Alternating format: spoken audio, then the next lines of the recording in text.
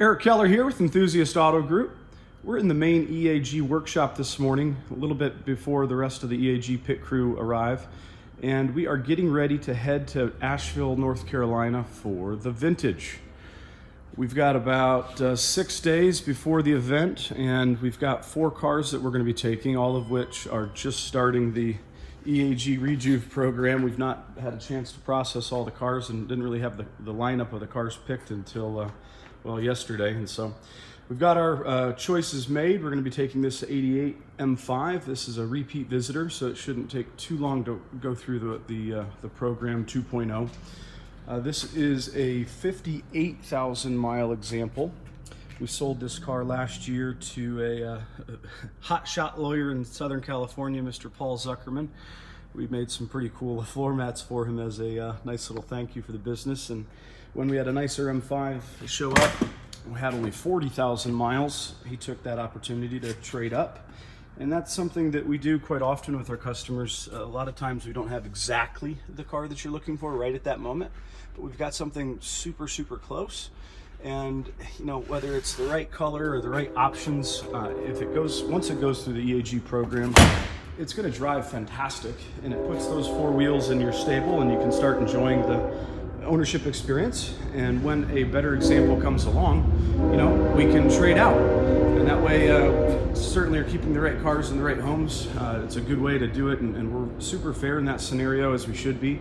And when we've got the quality right up front and ready to go, let's go out and have some fun and drive the cars and get them good and dirty like all of these cars are right now. As soon as we're done with all of the mechanical checks, we're going to be getting the paint corrections and ceramic coatings all done. Here to my right, so after the M5, we've got this Evolution2. This is a mostly restored example. It's got the right original components where they should be. The engine's original, the interior's original. All of the other wear items, for the most part, have been redone. This is a slick top, which is certainly quite rare. The Evolution2s, which are really the main reason for the majority of the wins for the chassis, this is it. They made only 500 Evolution2s. Still a 2.3 liter, horsepower's bumped up to 215. A lot of small changes inside the engine. Sodium filled valves. This interior is silver Urburco Caro, I think it's called. Somebody will correct me, I hope, in the comments. This is number 463. We have just done a little bit of disassembly to get the PDR done, where it looks like doing a valve adjustment there on the opposite side. And even if the valves have recently been done, if it's a first-time visitor through the workshop, we're going to go ahead and double-check the valves and make sure they're at the spec that we want. This is Macaw Blau, quite a rare color, only offered on the special editions. You could get this in the Johnny Chicotto, the convertible, and the Evolution2 is the only 3 models that I believe this color was offered on the E30 M3 platform. So that'll be kind of cool to show everybody at Vintage. Not a lot of people have seen that color in person. And then the apple of the EAG eye collection. This is the Sport Evolution. This is the first Sport Evolution that we imported, and we brought it in literally within a week or so of its 25th birthday, and brought it in from New Zealand. I am super excited to spend a long weekend with this car. I've driven it a fair amount, but never really, you know, much more than a night or two. So it's going to be really good to bond with this car, hit all the fun twisty roads. This is also a sunroof delete, and it's an air conditioning car. It's an Italian spec. Again, super filthy, but we've got ceramic under it, and so we're going to go through to another one-step polish and then another coat. This car is absolutely just, I mean, it's the second nicest one of the, you know, 16 or so Sport Evos. We took it to its first concours, and it placed second to good old Scott Hughes with his 2002 turbo. If we're gonna come in second, might as well come in second to a really good friend with a historical, sensational example. This is definitely my favorite car currently that we have to drive and play around with. It's got good miles on it, 123,000 kilometers, I believe. And we've kept a lot of the stuff on it that are historically part of this car's life, and embrace it as we should. We're just adding a chapter. Hopefully it's going to be a really long chapter. I don't see this one leaving anytime soon. It's just too much fun to drive, and a really great example of what EAG is all about and the quality that we're here to do. And then the fourth car we're taking to vintage is the Bronzit Bomber. Why not? That car is pretty well known in the community.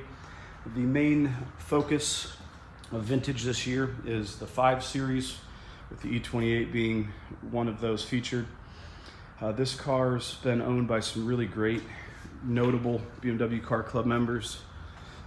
It's been just painstakingly cleaned up and I mean, detailed to the max. I mean, look, we're gonna get it filthy, and it's gonna be great.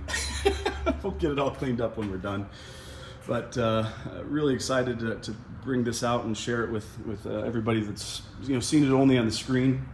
And it's kind of cool to align what we think the condition and quality is to the actual condition in real life. And this one certainly didn't disappoint.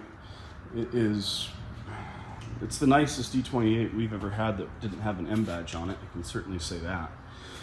So it's going to be great to get good miles. I think we'll probably put 1,200 miles on these cars at least. And it's what it's all about, getting out and driving.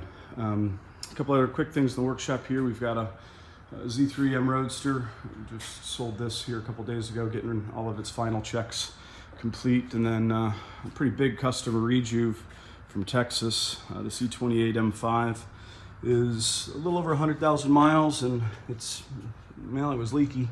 So might as well go ahead and do everything. So full engine out service. If you've had Ferraris before, we kind of follow the same regiment. Let's just take everything out, take it all apart, put it all back together new. The main thing here is timing chain guides, and that way we're good to go for the next 100 and some thousand miles. And it's a great car, and it's worth this investment to keep it on the road, and that's what we're here to do. Last but not least, over yonder is another Lime Rock 6-speed that just came in. This is Tom Plazinski's car. He's going to be here just in an hour or so. So looking forward to sharing all the EAG workshop and experiences with him. Appreciate everybody tuning in. Stay tuned for a lot more cool content. Subscribe to the channel. The new arrival feed, if you will, is certainly well received. A lot of people are reaching out that see the cars before they're even on the website. It's a good way to track what's coming in and going out. Appreciate everybody tuning in and taking a step behind the scenes in the workshop with us this morning. And stay tuned for more. See ya!